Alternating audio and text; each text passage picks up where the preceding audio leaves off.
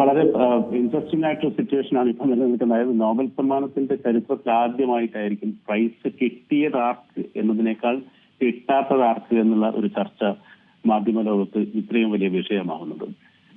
തീർച്ചയായിട്ടും വളരെ ഇൻട്രസ്റ്റിംഗ് ആയിട്ടൊരു സിറ്റുവേഷൻ ആണ്. എന്ന് വെച്ചാൽ ഈ മറീന കൊറീന ഈ നോബൽ പീസ് പ്രൈസ് കിട്ടിയ ആൾ വളരെ കാലമായിട്ട് ഈ മേഖലയിൽ ജനാധിപത്യ സംരക്ഷണത്തിൽ വർക്ക് ചെയ്തുകൊണ്ടിരിക്കുന്ന ഒരാളാണ്. അത് മാത്രമല്ല അവരുടെ കോൺട്രിബ്യൂഷൻസ് ലോകം അംഗീകരിച്ചതുമാണ്. പക്ഷേ ഡൊണാൾഡ് ട്രംപ് ഈ നോബൽ പീസ് പ്രൈസിലേക്ക് ഇറങ്ങി തിരിക്കുന്നത് അദ്ദേഹം പ്രസിഡന്റ് ആയതിനു ശേഷമാണ്. എന്ന് വെച്ചാൽ ഇതിന്റെ നോമിനേഷൻ സമർപ്പിക്കേണ്ട അവസാന തീയതി ഈ ജനുവരി 31 അന്ന് നോമിനേഷൻ സമർപ്പിക്കുന്നതിന്റെ തൊട്ട് 11 ദിവസം മുമ്പാണ് ഇദ്ദേഹം പ്രസിഡന്റായി തെരഞ്ഞെടുക്കപ്പെടുന്നത്. അപ്പൊ അതിന്റെ ഒരു കോൺടാക്സ്റ്റ് നോക്കുകയാണെങ്കിൽ ഈ വർഷത്തെ സമാധാന നോബൽ പ്രൈസിന് അർഹനാവാൻ പ്രസിഡന്റിന് യാതൊരു തരത്തിലുള്ള ബാക്ക്ഗ്രൗണ്ടും ഇല്ല നമ്മൾ ആ തരത്തിൽ നോക്കുകയാണെങ്കിൽ. പക്ഷെ എന്നിരുന്നിട്ട് പോലും ഞാനാണ് ലോകത്തെ ഏറ്റവും കൂടുതൽ യുദ്ധങ്ങൾ നിർത്തലാക്കിയത് എന്നുള്ള തരത്തിലുള്ള പരസ്യമായ പ്രസ്താവനകളിലൂടെ ഈ അദ്ദേഹം സ്വയം മുന്നോട്ടെടുത്തു വെക്കുകയായിരുന്നു നോബൽ പീസ് പ്രൈസിന് വേണ്ടിയിട്ട്. ആ കോണ്ടെക്സ്റ്റിൽ പലരും അദ്ദേഹത്തിന് ചുറ്റുമുള്ള ആളുകൾ അദ്ദേഹത്തെ പ്രൊമോട്ട് ചെയ്യുകയും ചെയ്തിട്ടുണ്ട്. പ്രത്യേകിച്ചും പാകിസ്ഥാനും അതേപോലെ ഇസ്രായേൽ പ്രൈം മിനിസ്റ്ററും എല്ലാം ഇദ്ദേഹം നോബൽ സമ്മാനത്തിന് അർഹരാണെന്ന രീതിയിലുള്ള പ്രചരണങ്ങളും നടക്കുന്നുണ്ടായിരുന്നു. ഇതാണ് ഇതിന്റെ ഒരു ബാക്ക്ഗ്രൗണ്ട് എന്നത്. പക്ഷെ നേരത്തെ സൂചിപ്പിച്ച പോലെ നിങ്ങൾ സൂചിപ്പിച്ച പോലെ ഇത് പ്രസിഡന്റിന് കിട്ടാനുള്ള വർഷമല്ല. ഒന്നാമത്തെ നോമിനേഷന്റെ ഡേറ്റ് അത്ര അതായത് കാരണം മേ ബി നെക്സ്റ്റ് ഇയർ അദ്ദേഹത്തിന് വീണ്ടും ശ്രമിക്കാവുന്നതാണ്. ഇനിയും യുദ്ധങ്ങളുണ്ട് ലോകത്ത്, അതെല്ലാം നിർത്തലാക്കാൻ അദ്ദേഹത്തിന് സാധിക്കുകയാണെങ്കിൽ അത് നന്നായിരിക്കും. റഷ്യ ഉക്രൈൻ യുദ്ധം നമുക്ക് എല്ലാവർക്കും അറിയാവുന്നതാണ്. ബരാക് ഒബാമയ്ക്കൊക്കെ 2009 അമേരിക്കൻ പ്രസിഡന്റ് സ്ഥാനം ഏറ്റതിന് ശേഷമായിരുന്നു അദ്ദേഹത്തിന് ഏതാനും മാസങ്ങൾക്ക് ശേഷമായിരുന്നു പുരസ്കാരം ലഭിച്ചിരുന്നതൊക്കെ. അപ്പോൾ അതൊക്കെ വെച്ച് കമ്പയർ ചെയ്തായിരിക്കും മിക്കപ്പോഴും ട്രംപ് ഇതിനെ പ്രതിരോധിക്കുക അല്ലേ? തീർച്ചയായിട്ടും. അത് ഈ ട്രംപിന്റെ ഒരു സ്വഭാവം വെച്ച് നോക്കുകയാണെങ്കിൽ അതൊരു ട്രാൻസാക്ഷനിലാണ് എല്ലാ കാര്യങ്ങളും. അതുകൊണ്ട് ഞാനിത് ചെയ്യുന്നു, അതിന് പ്രതിഫലമായി എനിക്കിത് കിട്ടണമെന്നുള്ള രീതിയിലാണ് എല്ലാ കാര്യങ്ങളും അദ്ദേഹം സെറ്റ് ചെയ്യുന്നത്. അപ്പം അത്തരത്തിലുള്ള ഒരു ബാക്ക്ഗ്രൗണ്ട് വെച്ച് നോക്കുകയാണെങ്കിൽ ട്രംപിന്റെ ഭാഗത്തു നിന്നും ഇത്തരത്തിൽ ഈ രീതിയിലുള്ള നീക്കം ഉണ്ടായത് തെറ്റായി കാണാൻ പറ്റില്ല. കാരണം ഇനിയും അത്തരത്തിലുള്ള കാര്യങ്ങൾ അദ്ദേഹത്തിന്റെ ഭാഗത്തു നിന്നുണ്ടാവും. പക്ഷേ ഇതിന്റെ ഈ നോബൽ പ്രൈസിന്റെ പ്രൊസീജിയർ നോക്കുകയാണെങ്കിൽ അദ്ദേഹത്തിന് ഈ പ്രാവശ്യം കിട്ടാനുള്ള സാധ്യത വളരെ വളരെ വളരെ കുറവാണെന്നും അതുമായി ബന്ധപ്പെട്ട് വർക്ക് ചെയ്യുന്ന എല്ലാവർക്കും അറിയാവുന്നതാണ്. പക്ഷെ എന്നിട്ട് പോലും അദ്ദേഹം ഈ നോബൽ പ്രൈസിന്റെ പീഠത്തിലേക്ക് കടന്നിരിക്കാൻ ശ്രമിച്ചു എന്നുള്ളതാണ് ഈ ട്രംപിനെ ട്രംപാക്കി മാറ്റി നിർത്തുന്നത്. ഒരു കാര്യം കൂടെ ഇതിനകത്ത് പറയാനുള്ളത്, ഈ നോബൽ പീസ് പ്രൈസ് എന്നത് വളരെ മഹത്തരമായ ഒരു പ്രൈസ് തന്നെയാണ്. പക്ഷെ ലോകത്തെ ഏറ്റവും കൂടുതൽ സമാധാനത്തിന്റെ പ്രതീകമായി ഇന്ന് നിലനിൽക്കുന്ന മഹാത്മാഗാന്ധിക്ക് നോബൽ പീസ് പ്രൈസ് കിട്ടിയിട്ടില്ല. അതുകൊണ്ട് ഇത്തരത്തിലുള്ള കാര്യങ്ങളും കൂടെ നമ്മൾ ശ്രദ്ധിക്കേണ്ടതായിട്ട് നെക്സ്റ്റ് ഇയർ ഇനിയും യുദ്ധങ്ങൾ ബാക്കിയുണ്ട്.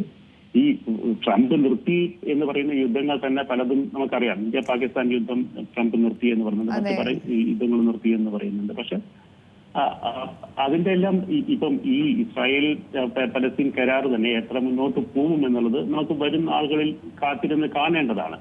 So may be next year അദ്ദേഹത്തിന് വീണ്ടും ഇതിനുവേണ്ടി ശ്രമിക്കാവുന്നതാണ്. അദ്ദേഹത്തിന് കിട്ടട്ടെ എന്നും ആശംസിക്കുന്നു.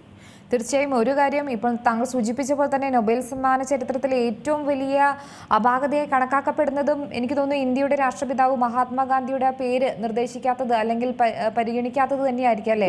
കുറേയധികം വർഷങ്ങളിൽ നാമനിർദ്ദേശം ചെയ്യപ്പെട്ടിട്ടുണ്ടെങ്കിലും അത് പരിഗണിക്കപ്പെട്ടിട്ടില്ല. പക്ഷേ ഇവിടെ ട്രംപിന്റെ ഒരു നോബൽ മോഹം എന്ന് പറയുന്നത് അദ്ദേഹം ചെയ്തിരിക്കുന്ന എല്ലാ കാര്യങ്ങളും ആ ഒരു സമ്മാനത്തിന് വേണ്ടി ചെയ്ത പോലെയൊക്കെയാണ് ഇപ്പോൾ നമ്മളതിനെ നോക്കിക്കാണുമ്പോൾ. കാരണം ഈ അറബ് രാജ്യങ്ങൾ, ഇസ്രയേൽ, UAE ഉൾപ്പെടെയുള്ള അറബ് രാജ്യങ്ങൾ തമ്മിൽ ഒപ്പുവെച്ച എബ്രഹാം കരാറുകൾ, ഗാസയിലെ സമാധാന ശ്രമങ്ങൾ, അർമേനിയ അസർബൈജാൻ സംഘർഷം, ഇങ്ങനെ തുടങ്ങുന്നു കുറേയധികം കാര്യങ്ങൾ. ഇപ്പോൾ അവസാനം ഗാസ അവസ്ഥ വരെ എത്തിയിരിക്കുന്നു.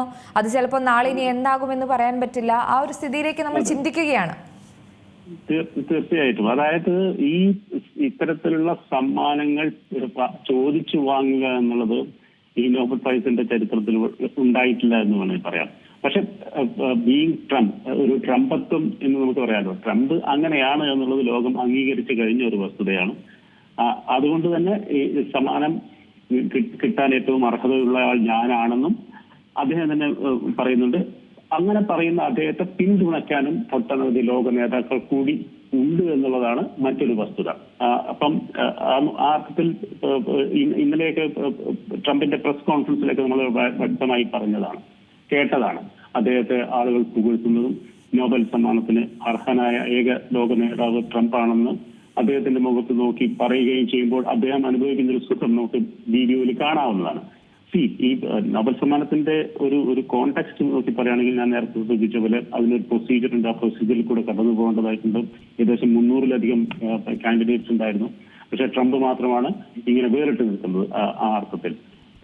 പക്ഷേ മേ ബി എനിക്ക് തോന്നുന്നത് ഇദ്ദേഹത്തിന് അടുത്ത വർഷം ഒരു ചാൻസ് ഉണ്ട്. മേ ബി റഷ്യ ഉക്രൈൻ യുദ്ധവും ഈ പലസ്തീൻ സമാധാന കരാറും വ്യക്തമായി മുന്നോട്ട് പോവുകയായിരുന്നു. ട്രംപിനെ സംബന്ധിച്ചിടത്തോളം തീർച്ചയായിട്ടും വലിയൊരു സാധ്യത ഈ നോബൽ സമ്മാനം കിട്ടാൻ ആയിട്ട് ഉണ്ട്. തീർച്ചയായും ഇവർ സമ്മാനവേദിയിൽ തന്നെ പറഞ്ഞിരിക്കുന്ന ഒരു കാര്യം, വളർന്നു വരുന്ന അന്ധകാരത്തിനിടയിൽ ജനാധിപത്യത്തിന്റെ ദീപശിഖ അണയാതെ കാക്കുന്ന ധീരയും പ്രതിബദ്ധതയുള്ള സമാധാനത്തിന്റെ വക്താവിനാണ് 2025 പുരസ്കാരം എന്നാണ് പറഞ്ഞിരിക്കുന്നത്.